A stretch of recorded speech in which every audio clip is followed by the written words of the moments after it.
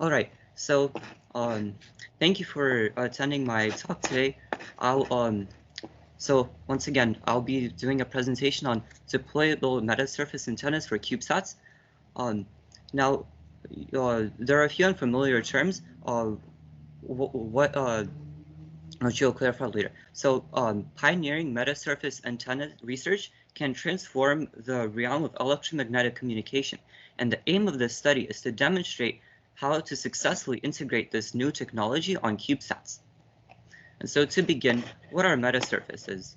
Let me zoom in so you can, see this more clearly. There we go. So metasurfaces are flat, two-dimensional metamaterials which allow for sophisticated manipulation of electromagnetic waves. This includes capabilities such as beam steering, frequency selectivity, and scattering patterns. And these properties make metasurfaces superior to traditional antennas, which are especially useful for emerging 5G, Internet of Things, and remote sensing missions of the future. And their profile and efficiency makes them very useful for satellite communications, especially because the biggest problem is that the the signal strength gets attenuated very drastically when it travels from the ground station to the satellite. And so we need these new metasurfaces that will allow us to have the gain or the signal amplification necessary to have an adequate signal strength and better signal to noise ratio.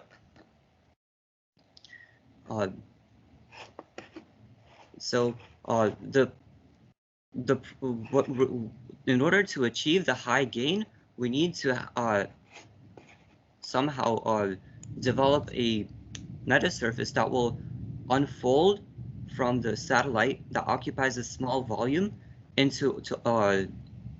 space so that it occupies a large area. Now, this is a very difficult task because the satellite that we're talking about is very small. It's roughly the size of a bread box. I'll hold it up on screen. So this is the model of a 6U CubeSat. It's 10 by 20 by 30 centimeters. And we're talking about launching that in space and having it unfold to occupy a large area so that we can detect signals coming from thousands of kilometers away. And that's the big challenge, is what mechanism will we design that will allow us to unfold these panels. Now, a similar problem has been previously solved for solar panels, but metasurfaces require a slightly more nuanced approach because they have more electromagnetic, I guess, requirements that solar panels do not. Now, I guess the main objectives for this mechanism is that we need to make sure that it does not fail in space. There have been countless previous missions in which similar deployable structures failed either due to thermal stresses or cold welding, which is essentially when two pieces of metal stick together and weld to each other in space, where there's where there's a vacuum and atoms kind of contact each other very closely. And we need to take all of this into account and design a mechanism which we know will work in space. In order to enhance the reliability, we chose commercially available parts and parts with flight heritage, or things that are known to work in space, to guarantee that, or to have a larger guarantee and certainty that this will deploy successfully and accurately. We also included safety margins and fine adjustment mechanisms to be able to control the way our system deploys.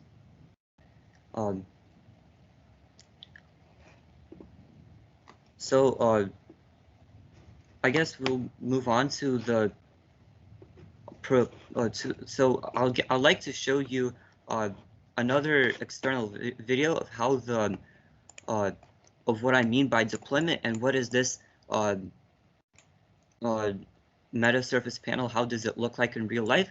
So here in the large picture you can see is a model of the proposed satellite.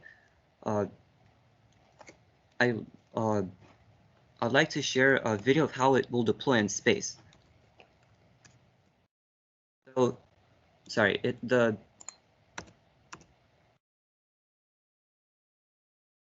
the satellite begins by being folded up.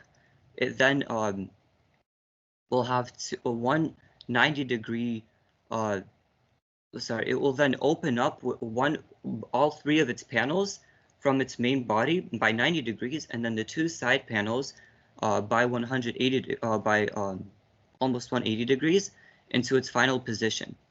What keeps the satellite tied in its initial configuration is the nylon wire nylon fishing line, um, and when we send the command for it to deploy, we have a nichrome wire that will burn through the nylon fishing line and allow the the panels to open up freely.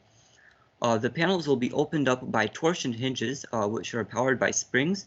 And after the panels open up, the springs do their work. They will be locked in place by magnetic clips to hold them securely in the final position.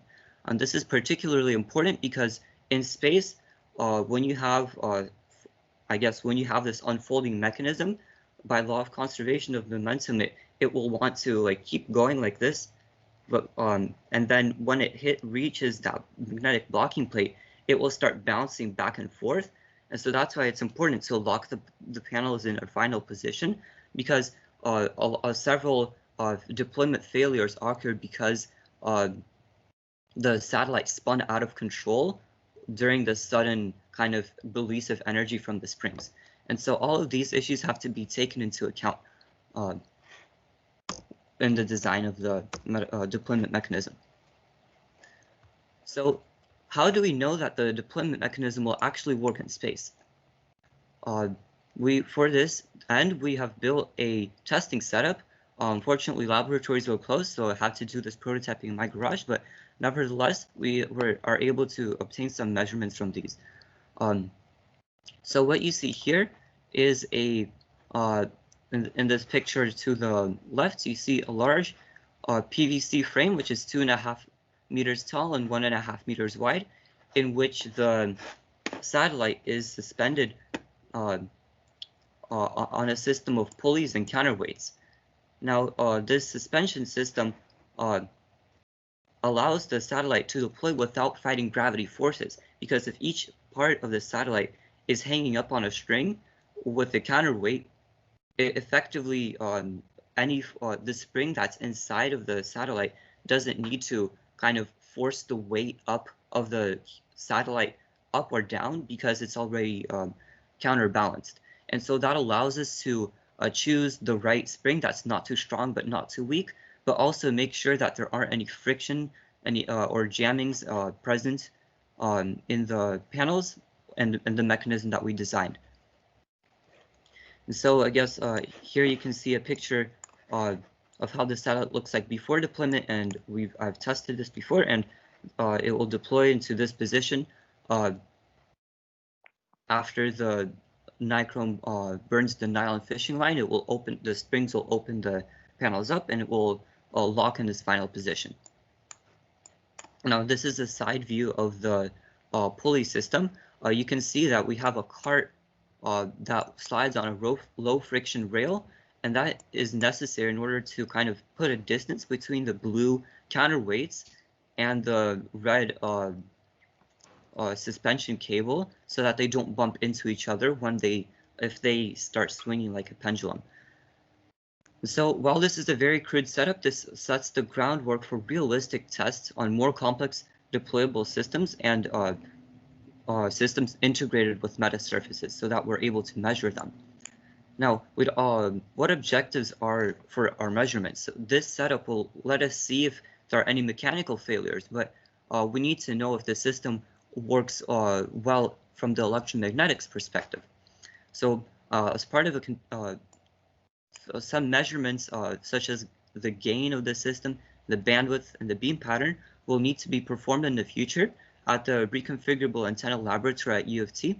But in the meanwhile, we have another problem that that in this setup, we can't exactly know if the panel's deployed 100% correctly. For example, what if the panels opened up not completely to the right angle, or perhaps one of the angles got dented or deformed in the process? What happens if in space there are thermal stresses which cause the panels to be curved? And so we need to be able to correlate the positional accuracy of the metasurface to errors in the electromagnetic characteristics. And this brings us to our final section. We need to have some sort of methods to measure the positional accuracy of the panels without touching them, because that will otherwise disturb the experiment. We have developed two methods. The first one, the more simple method, is simply measuring the angle between the two panels using a mirror and a laser pointer and some simple geometry. However, this method assumes that the two panels are flat, and which may not necessarily be the case in space. So an improvement was developed to use structured light and scan the panels, and that would allow us to obtain a full 3D picture of the panels and measure all of the deflections that may be present. And the hope is, as a part of the future work, the continuation of the study, is to be able to